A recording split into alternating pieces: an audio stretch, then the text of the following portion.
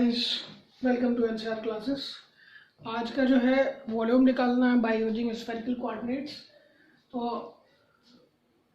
दिया हुआ है v is equal to triple integral x square plus y square plus z square का whole square d. और v का रीजन क्या है? बॉल है। सेंटर क्या है? 0 0 0 है और रेडियस है 5। ये इन्फॉर्मेशन दी हुई है। इसके बेस पे हमें वॉल्यूम निकालना है बाय यूजिंग स्फेरिकल कोऑर्डिनेट्स। तो फर्स्ट स्टेप स्फेरिकल कोऑर्डिनेट्स के क्या होना चाहिए? Put x is equal to rho और आपका sine phi cos theta, y is equal to rho sine phi sine theta और z इज इक्वल टू आपका rho cos phi. ये हम सब्स्टिट्यूट करते हैं जब भी हम स्फेरिकल कोऑर्डिनेट्स में कन्वर्ट करते हैं। ठीक है, जब ये होता है इसका मतलब क्या हो गया? जो हमारा v होता है वो पैरामीटर बन जाता है किसका? रो थीटा और फाई का, ये बन जाता है। इसका मतलब इसके बेस पे जो हमारा dv होगा, dv जो आएगा वो आएगा आपका रो square sign phi D rho d theta D phi. तो जहाँ dv उसकी जगह पर इतनी बड़ी चीजें लिखेंगे।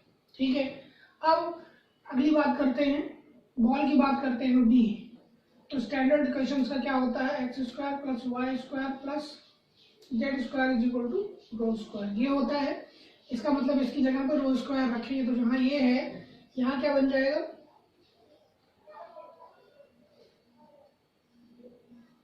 यहाँ रो स्क्वायर का स्क्वायर और डी की जगह रो square sine five d rho d theta d five, ऐसा बन गया।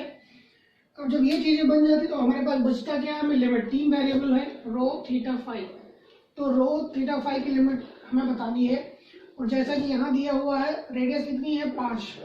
तो इसका मतलब यहाँ से हमें पता चल गया कि rho square is equal to 5 square implies that rho is equal to 5।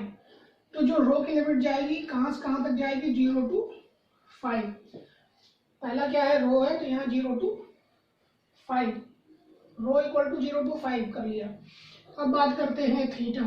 Theta is equal to कहाँ तक जाना चाहिए और उसके बाद फाई इज इक्वल टू कहाँ तक जाना चाहिए। थीटा की बात करते हैं। जब हमारे स्क्वायर की बात होती है तो जो थीटा होता है वो ये ऐसा बना दिया हमने, x y और z। तो थीटा क्या होता है? Angle between x y axis. तो यहाँ क्या है? थीटा 0 और यहाँ पे आगे क्या बन जाता है? Theta is equal to 2 pi. तो थीटा का रेंज जो जा रहा है आपका, theta is equal to 0 to theta is equal to 2 pi जा रहा है। और जो फाई होता है वो पॉजिटिव जेड एक्सिस और एक्स वाई के बीच का होता है। मीन्स यहाँ पे आपका जो फाई है वो 0 है और यहाँ पे क्या हो जाएगा? फाई पाई हो जाएगा। तो यहाँ से आ गया 0 to phi is equal to pi. जब आपको तीनों की लिमिट मिल जाती है, रो कहाँ से कहाँ तक गया? 0 टू फाई तक, थीटा गया 0 से 2 पाई तक और आपका फाई गया 0 टू पाई तक। ये चीज जब आप निकाल लेते हैं तो आपको बाकी सॉल्व करना आता है। करते हैं। अब यहाँ इसको थोड़ा रीअरेंज कर लेते हैं। यहाँ पावर है 4 और 2 6 हो जाएगा और रो के साथ ले रहे हैं तो 5 को उधर लगा देते हैं। तो इसको कुछ ऐसा लिख देते हैं, ऑर्डर में लिख देते हैं। ये हो गया आपका रो टू द पावर 6 डी रो, फिर डी थीटा, फिर आपका लिख देते हैं साइन फाइव डी फाइव, जिससे कि हमें सॉल्व करना आसान। जब ये हो जाएगा तो हम ऐसे कर देंगे और फाइनली कंबाइन कर देंगे। तो यहाँ से क्या बन जाएगा? Rho power 6 divided by rho power 6 है तो 7 डिवाइडेड बाय 7। कहाँ से कहाँ तक? 0 टू 5 तक। तो सिंपली क्या बन जाएगा? 5 बाई 7 बाय, तो यहाँ हम डायरेक्टली अगले स्टेप में क्या लिख सकते हैं? ये हो गया आपका 5 to the power 7 divided by 7। इसको बाहर निकाल देते हैं। अब यहाँ लिखते हैं phi is equal to 0 to phi is equal to पाई।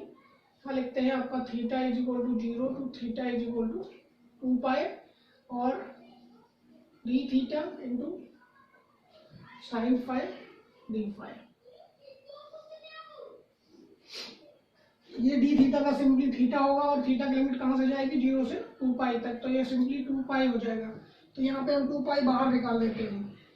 तो v is equal to 2 pi by 7 into 5 power 7। अब इंटीग्रल ऑफ हो गया five is equal to 0 to 5 is equal to pi sine five d five. और sine five का क्या हो जाता है, 2 पाई बाय 7 इंटू 5 पावर 7 और माइनस कॉस 5 और 0 टू पाई। माइनस को बाहर निकाल देते हैं, इसको ऐसे रहने देते हैं। तो ये minus 2 pi by 7 into 5 power 7 cos pi minus cos 0। इसकी वैल्यू क्या है, -1, इसकी वैल्यू क्या है 1। तो यहाँ से -1 और -1 -2 हो जाएगा, मल्टीप्लाई होगा तो +2 हो जाएगा। इसका मतलब 4 पाई बाय 7 इंटू 5 पावर 7, ये वॉल्यूम आ गया आपका। ठीक है, अगला question.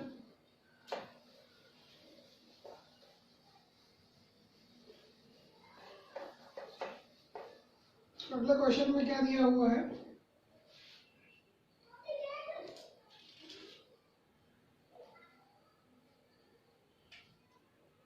f x y z, ये आपका जो दिया हुआ 3e टू द पावर आपका x² plus y² plus z² power 3/2, ये दिया हुआ है। और कह रहे हैं रीजन जो है वो क्या है, inside x² plus y² plus z² is equal to 1, इसके अंदर में है। एंड इन द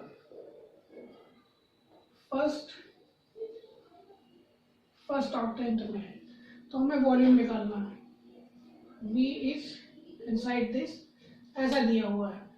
तो हमें फंक्शन दिया हुआ है, v कहाँ पे है वो दिया हुआ है। अब हमें इसका वॉल्यूम निकालना है। तो वॉल्यूम को पहले भी हम लिख सकते हैं, ऐसे डायरेक्ट लिख लेते हैं जो भी रीजन है इसकी, तो उसके हिसाब से बाद में डाल देंगे। यहाँ हुआ 3e to the power x² plus y² plus z² power 3/2 into dv, ये हो गया हमारा। अब पैरामीटर के हिसाब से क्या होगा, x इज इक्वल टू आपका rho sine five cos theta, y is equal to rho sine five sine theta, z is equal to rho cos five, ये होगा। इसके बेस पे जो हमारा dv निकलेगा, dv क्या बन जाएगा, रो square sine five d rho d theta d phi, ये लिख सकते हैं हम यहाँ पे। अब अगली बात, ये तो हो गया। तो इम्पोर्टेंट चीज है यहाँ क्या है, x² plus y² plus z² is equal to 1। इसका मतलब क्या है, x² plus y² plus z² is equal to rho square. तो यहाँ से क्या पता चल रहा है, rho square is equal to 1, तो rho is equal to simply 1 हो गया। तो रो की लिमिट तो क्लियर हो गई 0 से 1 तक, तो पहली लिमिट तो हमें क्लियर हो गई। अब इसकी वैल्यू क्या आ रही है, रो स्क्वायर। तो यहाँ अगर हम रख देते हैं रो स्क्वायर, तो यहाँ क्या बनेगा, देखिए रो स्क्वायर इंटू 3/2, तो रो क्यूब यहाँ हो जाएगा। ठीक है, तो इसको थोड़ा सा लिख देते हैं। तो यहाँ से आपका बन गया 3e to the power rho square into rho square sine five d rho d theta d five, और रो आपका क्या आ गया 0 to rho is equal to 1, ये आ गया। अब हम बात करते हैं इसकी थीटा और फाई की बात करते हैं। फर्स्ट ऑक्टेंट का मतलब है कि फर्स्ट क्वाड्रेंट जो ये आपका आया, ये वाला, इसमें क्या होगी, ये z है और ये x है। तो फाई जो होगी angle between x and z, तो क्या आएगा 0 से π/2, ये है फाई, ये भी है फाई। थीटा की बात करते हैं तो थीटा एक्स वाई के बीच में होगा, तो यहाँ पे सिंपली जो आएगा आपका क्या आएगा, x है ये, y है, तो ये भी आपका क्या आएगा, theta is equal to 0 to theta is equal to π/2। तो दोनों की चीजें सेम आएंगी। तो theta is equal to 0 to theta is equal to π/2 और phi is equal to 0 to phi is equal to pi by 2। सारी लिमिट निकल गई। सबसे इंपॉर्टेंट यही चीजें होती है, अगर आपको ये निकालना आ गया तो सॉल्व करना कुछ नहीं है। अब पहले जैसा ही हम देखते हैं, इसको थोड़ा सा सही से रीअरेंज कर देते हैं। ये हो गया, और यहाँ लिख देते हैं डी रो, फिर लिख देते हैं डी थीटा, फिर साइन फाई डी फाई। ठीक, तो दूसरा ब्रैकेट हमारा ये, पहला ब्रैकेट ये, दूसरा ब्रैकेट ये, और लास्ट ब्रैकेट हमारा फाई के साथ में ऐसा हो जाएगा। अब इसको सॉल्व करना है हमें, जो आपका है integral of 0 to 1 3e power rho cube into rho square d rho. अब यहाँ से अगर rho cube is equal to t रख देते हैं, 3 rho square d rho is equal to आपका क्या बन जाएगा, टी टी। तो rho square d rho is equal to d t by 3 हो जाएगा। अब लिमिट की बात करते हैं। यहाँ देखिए, जब रो आपका 0 है तो टी क्या आएगा, 0। जब रो आपका 1 है तो टी भी 1 आएगा, तो लिमिट चेंज नहीं होनी। तो सिंपली क्या हो गया, 0 to 3 और आपका 3 e power t into d t by 3। तो ये और ये आपके कैंसिल हो गए। यहाँ से बना e पावर t, सॉरी ये आपका 1 है, 0 to 1, तो ये हो गया e power 1 minus 0। e power 0 1 हो जाता है, e power 0 minus e power 0, तो ये हो गया e माइनस 1, ये बन गया। अब e माइनस 1 बन गया तो यहाँ पे हम डायरेक्ट रख देते हैं इसकी वैल्यू, ये सारा चेंज हो गया। तो यहाँ बन गया e माइनस 1, और बाकी आपका हो गया phi is equal to 0 to phi is equal to pi by 2, और theta is equal to 0 to theta is equal to pi by 2, और आपका क्या बना, डी थीटा, और इसके बाहर आपका बन गया साइन फाई डी फाई। अब इसकी बात करते हैं तो ये आएगा थीटा, और थीटा की लिमिट है 0 से पाई बाय 2, तो सिंपली क्या आ जाएगा, पाई बाय 2। तो बाहर हम इसके लिख देते हैं पाई बाय 2, और अंदर वाले पार्ट को हटा देते हैं।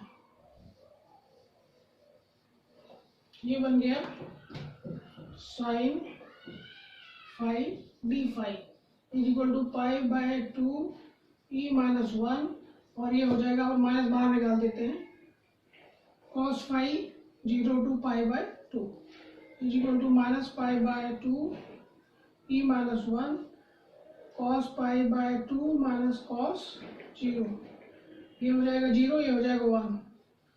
तो यहाँ से आपका हो गया ये 0, और यहाँ से हो गया 1 से मल्टीप्लाई तो पॉजिटिव आ गया, पाई बाय 2 ई माइनस 1, ये आपका वॉल्यूम बन के आ गया। ठीक है, तो इस तरह से कभी भी अगर आता है आपका, मैंने ऑलरेडी आपको सिलिंड्रिकल कोऑर्डिनेट सिस्टम बता रखा था, अब स्फेरिकल मैंने बता दिया। अब क्या करेंगे, नेक्स्ट क्लास में एक एग्जाम्पल ऐसा लेंगे जिसमें उसी में दोनों चीज़ें आपको स्फेरिकल में भी चेंज करके और जो है सिलिंड्रिकल में भी करके आपको सॉल्व करके दिखा देंगे। उससे आपको इसका कॉन्सेप्ट क्लियर हो जाएगा, फिर आगे इसमें प्रॉब्लम नहीं आएगी। Thank you guys.